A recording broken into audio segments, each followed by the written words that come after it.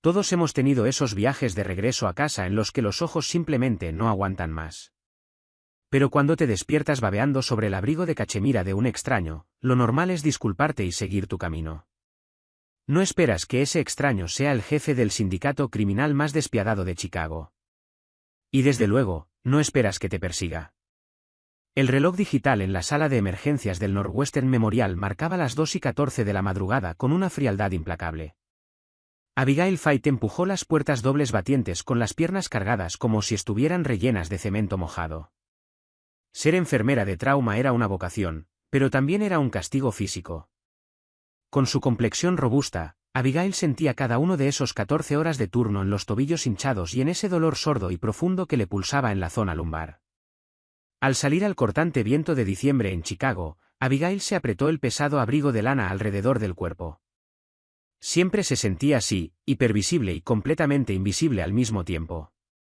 La gente veía su figura primero, siempre lo hacían, pero rara vez miraban más allá para verla a ella de verdad. Esa noche, no le importaba. Solo quería su cama. La estación de la línea roja estaba desierta, con ese olor característico a cerveza rancia y ozono. Cuando el tren finalmente traqueteó hasta detenerse, Abigail abordó un vagón casi vacío. Solo había 2 personas más, un adolescente dormido con los audífonos a todo volumen y un hombre sentado cerca de las puertas del medio.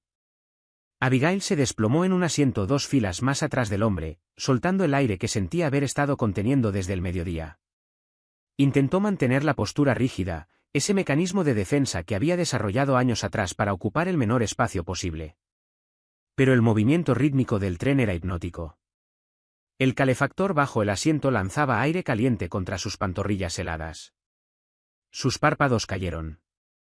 Abigail luchó contra el sueño, sacudiendo la cabeza hacia arriba, pero el agotamiento era absoluto. Lentamente, la gravedad ganó. Su cabeza se inclinó hacia un lado, y la oscuridad se la tragó. Cuando Abigail despertó, tenía calor. Demasiado calor. Y estaba recostada sobre algo increíblemente firme, pero suave en la superficie. Parpadeó, con la visión borrosa antes de enfocar sobre la solapa de un abrigo oscuro de cachemira impecablemente confeccionado.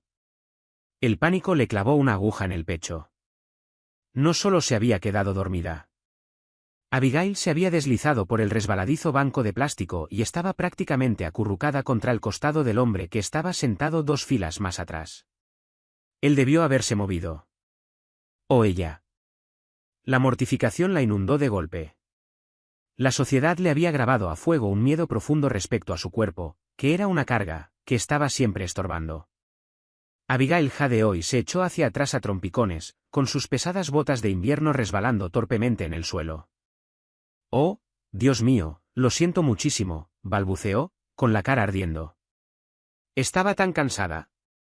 No quise recostarse sobre usted. Lo siento mucho». Esperaba una mirada de asco.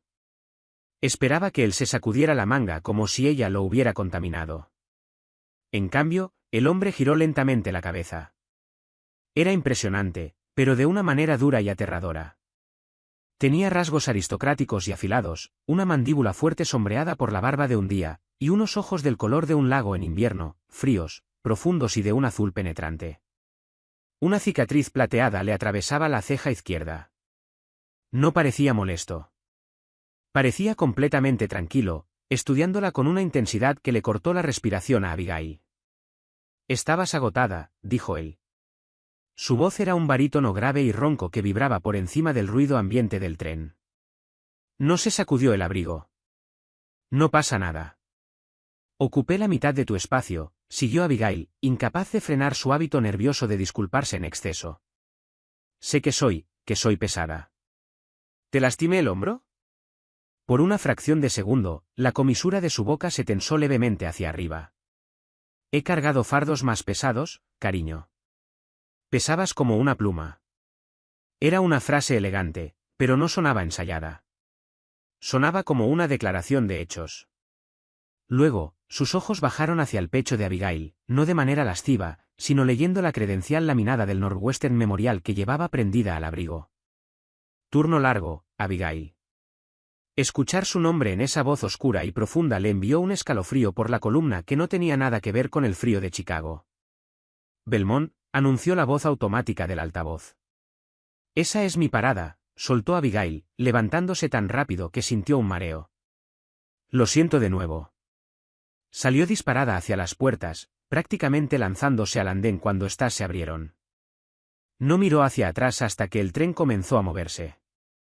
Cuando finalmente se volvió, él seguía sentado ahí, observándola a través del vidrio manchado de mugre. Su mirada no se apartó de la de Abigail hasta que el tren se hundió en la oscuridad del túnel. Abigail caminó las 3 manzanas hasta su apartamento con el corazón golpeándole las costillas. No podía quitarse de encima el olor de él, madera de cedro cara, bergamota, y por debajo de todo eso, un tenue rastro metálico de cobre. No fue hasta que estuvo sana y salva en su baño, lavándose la cara, cuando se dio cuenta de lo que era ese olor a cobre. Sangre. 48 horas después, el recuerdo del extraño en el tren se había desvanecido en una especie de alucinación extraña provocada por el agotamiento. El viernes por la noche en urgencias era una zona de guerra total. El tablero de triaje estaba completamente en rojo. Abigail estaba en la sala de trauma 3, registrando las constantes vitales de un conductor ebrio, cuando las puertas del hospital se abrieron de golpe. «¡Carro de emergencias!», gritó el doctor Harrison, el médico titular de guardia. Herida de bala en el abdomen. Sin orificio de salida. La presión está cayendo en picada. Un paramédico entró empujando una camilla cubierta de gasas empapadas en sangre hacia la sala de trauma 1. Abigail soltó su carpeta y corrió a ayudar. Empujó la cortina. Había 2 hombres más en la sala, no eran paramédicos, sino hombres corpulentos en trajes oscuros, con semblantes serios y ojos que recorrían la habitación como los de lobos atrapados.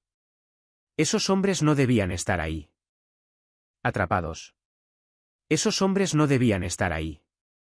Sáquenlos, ordenó el doctor Harrison, pero los hombres no se movieron.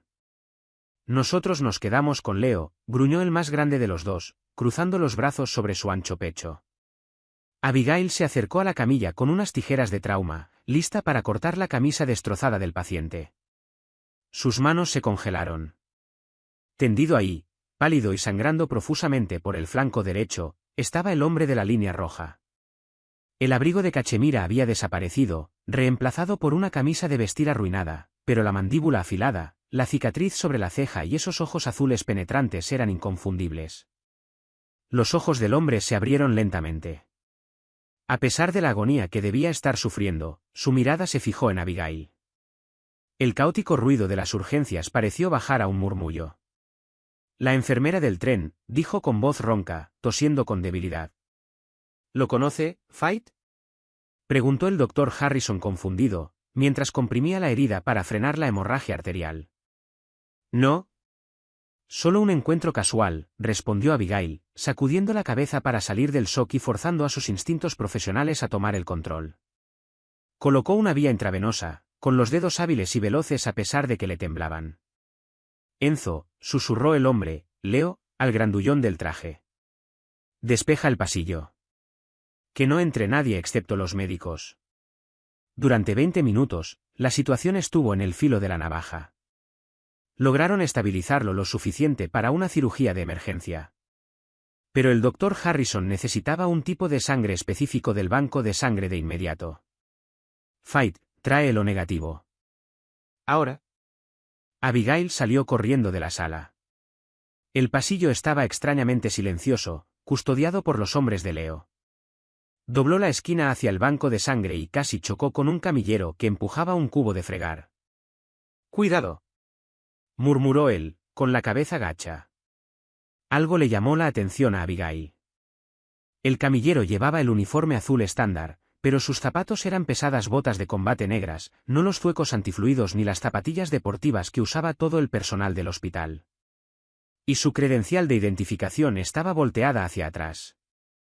Abigail tomó las bolsas de sangre y regresó a toda prisa, con el corazón acelerado. Cuando se acercaba a la sala de trauma 1, vio de nuevo al camillero. No estaba fregando. Estaba parado cerca de la entrada de la sala. Enzo y el otro guardia estaban momentáneamente distraídos por un par de policías que acababan de llegar al mostrador de recepción. El camillero metió la mano en el cubo. Cuando la sacó, no traía una esponja. Traía una pistola negra mate con un largo silenciador cilíndrico atornillado al cañón. Dio un paso hacia la cortina de la sala de trauma 1. Abigail no pensó. Si gritaba, él jalaría el gatillo. Si corría a pedir ayuda, Leo moriría. A su izquierda había un pesado carrito de acero inoxidable con ropa de cama y suministros médicos. Cargado, pesaba fácilmente 90 kilos. La adrenalina, pura y ciega, inundó su sistema. Abigail lanzó todo el peso de su cuerpo contra el carrito. Durante años, había sido consciente de su masa corporal. Pero en ese momento, la física estaba de su lado. Masa por aceleración igual a fuerza. Con un grito gutural, empujó el carrito hacia adelante como una defensa de fútbol americano. Las pesadas ruedas de acero agarraron el linóleo del suelo y se convirtieron en un misil. El asesino apenas tuvo tiempo de girar la cabeza antes de que el carrito de acero le golpeara la caja torácica con un crujido espeluznante. El impacto lo levantó del suelo y lo aplastó violentamente contra la pared de yeso del corredor. La pistola salió volando de su mano y cayó traqueteando en el suelo. Antes de que el hombre pudiera recuperarse, Enzo y el segundo guardia ya estaban encima de él. Fue un destello de violencia brutal y eficiente. El asesino quedó en el suelo, inconsciente, con la mandíbula rota. Abigail estaba ahí de pie, jadeando, apretando las bolsas de sangre O negativo contra su pecho. Le temblaban las rodillas con tanta violencia que tuvo que apoyarse en la pared. La cortina de la sala de trauma 1 se apartó. Leo Castiglioni estaba sentado ligeramente incorporado en la camilla, con el rostro ceniciento, ignorando las súplicas frenéticas del Dr. Harrison para que se recostara. Leo miró al asesino inconsciente, luego al carrito de acero abollado, y finalmente su mirada se posó en Abigail. No parecía sorprendido. Parecía fascinado. «Fight», gritó el Dr. Harrison, ajeno a la guerra de la mafia que acababa de derramarse en sus urgencias. La sangre. Abigail la entregó con manos temblorosas. Una vez que Leo fue preparado para cirugía, Abigail salió a lavarse las manos, sintiendo que podría vomitar. Se las lavó hasta dejarlas en carne viva. El agua fría no lograba calmar el pulso desbocado de su corazón. Cuando salió del baño, Enzo la estaba esperando. El hombre enorme la miró con un respeto recién nacido. «El jefe quiere hablar con usted antes de entrar al quirófano», dijo Enzo con una voz sorprendentemente suave. Abigail lo siguió de regreso a la sala. El equipo de anestesia estaba preparando la inyección intravenosa. Leo tenía un aspecto terrible, pero sus ojos estaban afilados como cuchillas. Extendió la mano, con los nudillos ensangrentados y cicatrizados, rozando la muñeca de Abigail. Su agarre era débil, pero absoluto. «¿Cómo te llamas?», susurró Leo. «Abigail». «Abigail Fight», respondió ella con voz temblorosa. «No deberías haber hecho eso, Abigail Fight», dijo Leo, con la respiración entrecortada por una oleada de dolor. «Ahora conocen tu cara. Interrumpiste un atentado ordenado por la familia Moretti». «Yo, solo reaccioné», balbuceó ella. «No iba a dejar que le dispararan a un paciente en mis urgencias». Los labios de Leo se curvaron en una sonrisa leve y sombría. La anestesia empezaba a hacer efecto. Sus párpados pesaban. «Haz las maletas», musitó con la lengua ya algo torpe. «Enzo te llevará a la casa de seguridad». «¿Qué?» «No». Abigail retrocedió. «Tengo un trabajo. Tengo una vida. No voy a ningún lado con ustedes». Los ojos de Leo se fijaron en los suyos con una claridad posesiva y aterradora que atravesó los sedantes de parte a parte. «Me salvaste la vida, Abigail», susurró justo antes de que sus ojos se cerraran. «En mi mundo, eso significa que soy dueño de tus deudas, y que me perteneces hasta que yo diga que estás a salvo». El monitor cardíaco pitó con calma. Leo estaba bajo los efectos de la anestesia. Abigail miró a Enzo, aterrorizada. «No voy a ir». Enzo se interpuso entre ella y la puerta. «Señorita Fight, con todo el respeto que se merece por lo que acaba de hacer, no fue una petición». El trayecto a la casa de seguridad fue una penumbra sofocante de vidrios tintados y silencio agresivo. Enzo conducía un todoterreno negro fuertemente blindado por las desiertas calles de Chicago, tomando una ruta enrevesada que eventualmente lo llevó a la Interestatal 94 Norte, en dirección a la frontera con Wisconsin. Abigail iba en el asiento trasero con los puños apretados sobre el regazo. No lloraba. La adrenalina que le había permitido convertir un carrito médico de 90 kilos en un arma estaba desvaneciéndose, sustituida por una rabia fría y densa. Ella era una profesional. Pagaba sus impuestos, cumplía turnos brutales y se metía en sus propios asuntos. Y ahora su teléfono descansaba en el fondo del río Chicago, lanzado por la ventanilla por Enzo 20 minutos después de arrancar, y ella estaba siendo secuestrada por el mismo hombre al que había ayudado a salvar. «Esto es un secuestro», dijo Abigail, con una voz plana, desprovista del pánico que Enzo claramente esperaba. Enzo no miró por el retrovisor. «Es una reubicación, señorita Fight. Los Moretti tienen policías en su nómina. Tienen camilleros, como usted misma vio. Si regresa a su apartamento, no llegará viva al lunes por la mañana. Es un cabo suelto. Yo no sé nada. Sabe que Leo Castiglioni estaba vulnerable, y que usted detuvo su asesinato.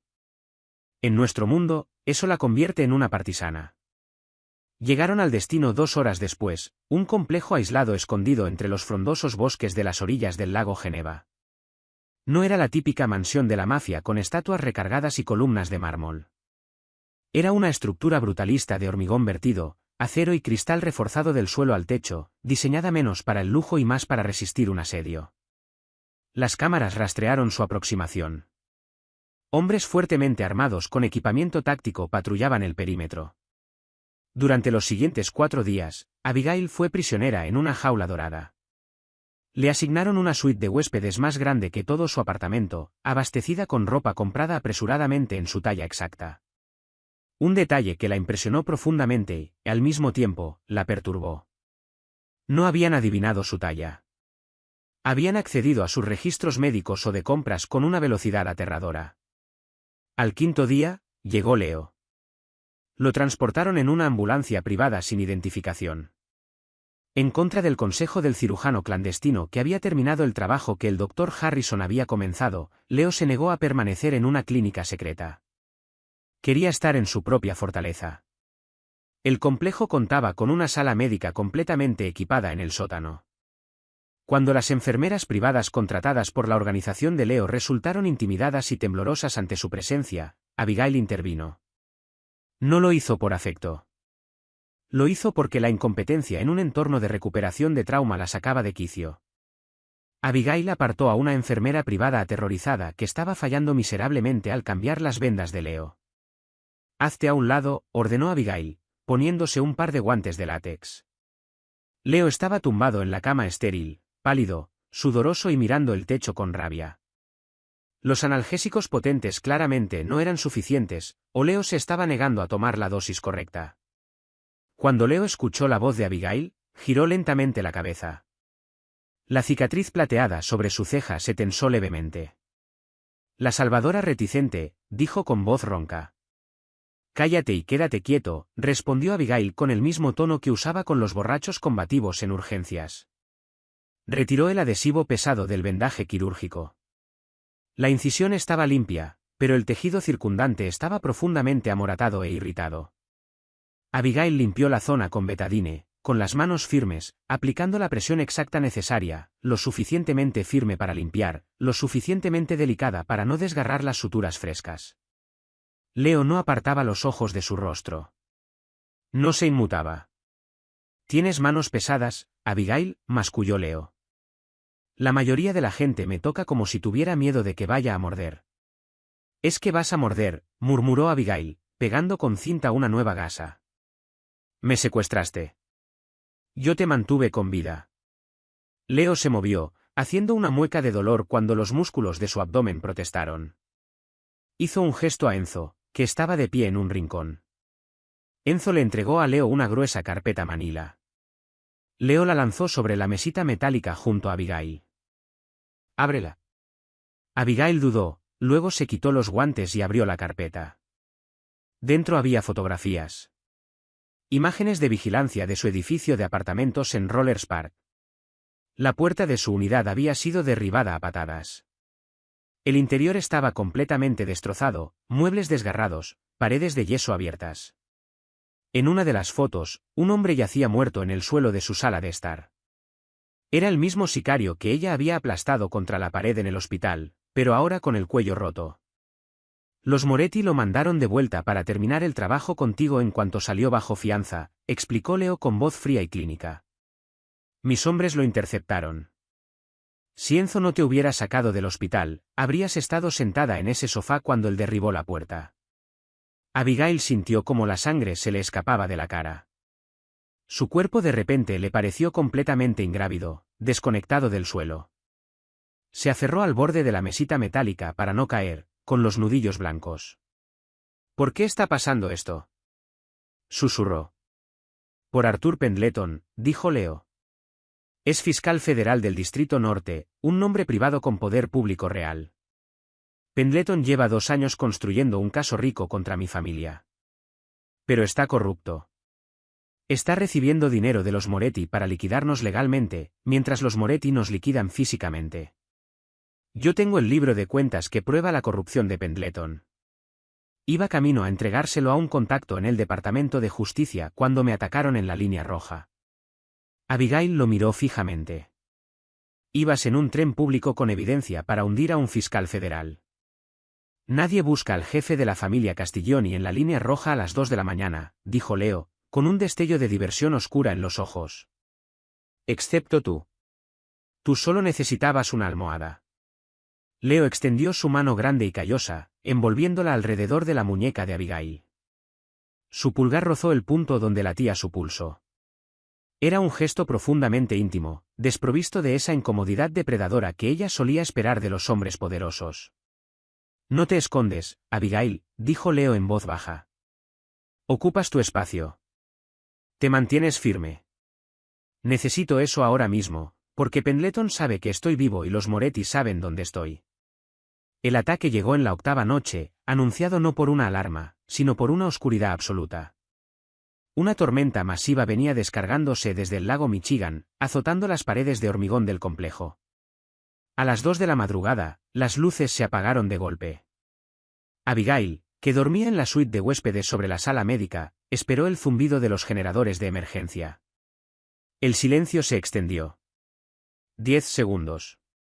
30 segundos. Los generadores habían sido desactivados. Los disparos estallaron abajo. No eran los estruendosos disparos cinematográficos de las películas de acción. Eran el seco chasquido mecánico de rifles tácticos silenciados. Abigail apartó el pesado edredón de un golpe. No buscó sus zapatos. Se movió a través de la oscuridad con una velocidad silenciosa que sorprendía a quienes la juzgaban solo por su figura. Sabía cómo distribuir su peso, cómo desplazarse sin pisadas pesadas. Abrió su puerta y se deslizó al pasillo. El olor a yeso pulverizado y azufre quemado ya subía por la escalera. Abajo, los hombres gritaban en italiano y en inglés. «Retirada al sótano. Aseguren el paquete». Rugió la voz de Enzo por encima del caos. Abigail no corrió hacia la puerta principal. Corrió hacia la sala médica. Si Leo moría, no tenía ni palanca, ni protección, ni manera de salir de esa pesadilla. Bajó las escaleras de emergencia a toda velocidad, con los pies descalzos golpeando el frío hormigón. Cuando llegó al nivel del sótano, la puerta de acero de la sala médica estaba abierta. Enzo arrastraba adentro a un guardia que sangraba abundantemente, disparando su arma lateral a ciegas por el corredor. Abigail agarró el pesado asa de acero de la puerta y la cerró de golpe en cuanto Enzo y el guardia cruzaron el umbral, echando el cerrojo de seguridad. La sala médica estaba iluminada únicamente por el débil y espectral resplandor verde de los letreros de salida de emergencia y los monitores con batería conectados a Leo.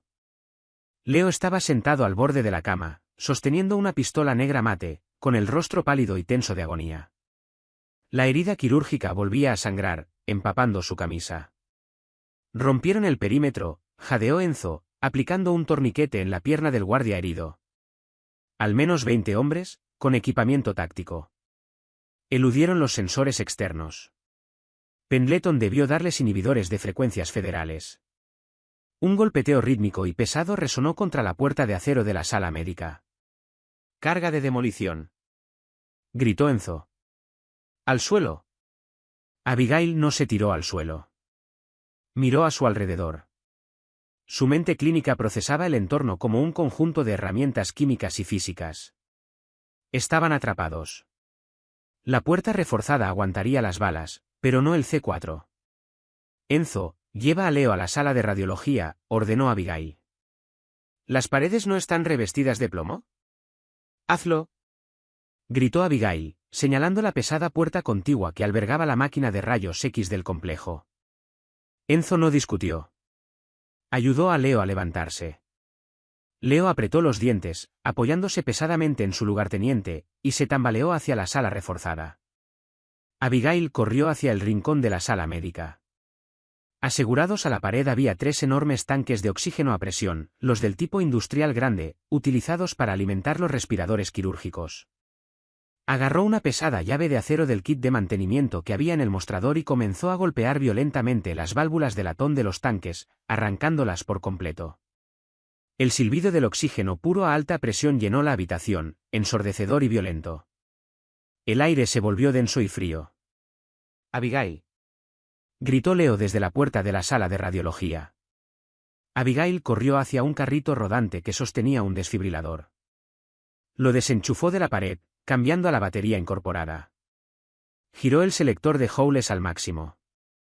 Tomó las 2 pesadas paletas de choque, las cubrió con gel conductor y las arrojó sobre la mesa quirúrgica de metal posicionada directamente frente a la puerta principal. El golpeteo en la puerta principal cesó. Un pitido electrónico de alta frecuencia resonó desde el otro lado. La carga de demolición estaba lista. Abigail agarró un rollo pesado de cinta médica y lo enrolló apretadamente alrededor de los botones de descarga de las paletas, forzándolas a un estado de descarga continua contra la mesa metálica. Las chispas comenzaron a arco de inmediato, crepitando viciosamente sobre la superficie conductora.